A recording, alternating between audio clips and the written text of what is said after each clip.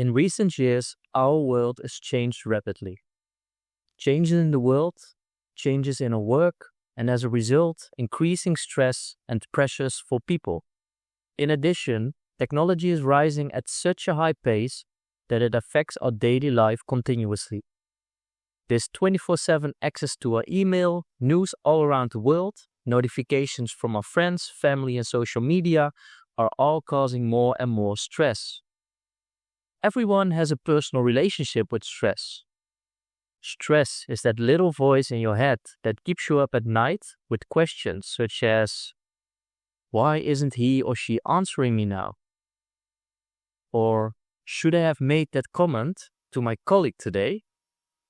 What was that person in the supermarket supposed to think of me today?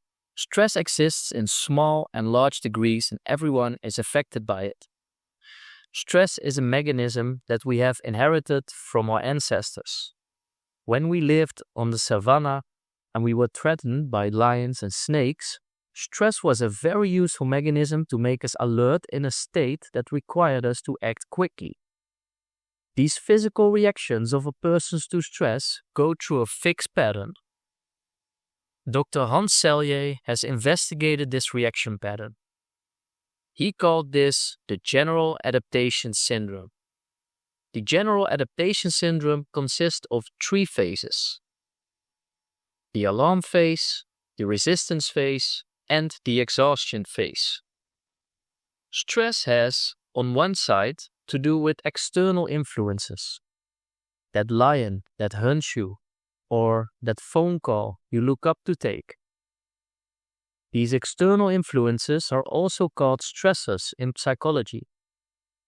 Under the influence of stress, we enter the alarm phase. During this phase, our body creates the hormone adrenaline.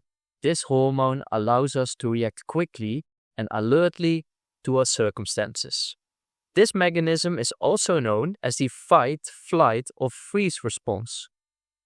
However, no one can sustain this state of alarm for the long term. If the threat persists, the second resistance phase follows. During the resistance phase, the organism builds up a resistance to the ongoing stress. We see a clear example of such stressors in countries where there is a continuous atmosphere of terror. For example, resistance fighters or terrorists. But also in less extreme situations such as a manipulative employer, a verbally aggressive partner, or even the ongoing fear of the COVID virus. If stress keeps present in a persistent way, the brain creates disease as a final solution to help the person adapt and evolve further. If despite stress and illness a living being cannot overcome its resistance and cannot find a temporary practical or new evolution-oriented solution, the organism will continue to struggle until it finally dies of exhaustion.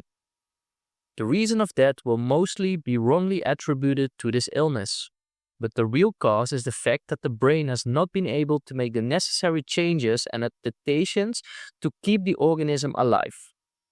To survive, an organism must constantly adapt to changes in the environment.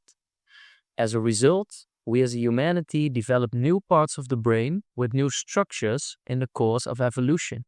Although stress is now described as something hugely bad for health, stress is not always negative. Even a slight amount of stress is actually pretty good for us.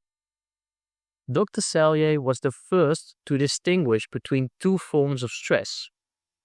These are eustress and eustress. Eustress is the form we are looking for, like going on a roller coaster ride, parachute jumping, or following training courses or challenging work. Eustress improves our functioning and even makes us happy. Distress, on the other hand, is the persistent tension that is not resolved through dealing with or adapting to the tension. Long-term damage can occur if we don't deal with this tension. Examples are cardiovascular disease, asthma, obesity, diabetes and headaches, depression and anxiety, burnout complaints, Alzheimer, and even premature death. If you don't learn how to deal with stress, these can become serious results. Luckily, there is a way that you can learn to prevent this from happening. In addition to the physical reactions of stress, stress also affects our brain. Here lies one of the keys to our happiness. After all, the amount of stress that we receive results by how we perceive. This is also called perception. Perception is the way you look at things and how you judge them. For example, you see someone with a super cute puppy. Some people will say, what a sweet dog, and will attach a positive perception to it, while others will be scared and prefer to avoid this puppy. Our perception is shaped by multiple factors such as our upbringing, experiences, and learned behaviors. Changing your perception is not as hard as you might think.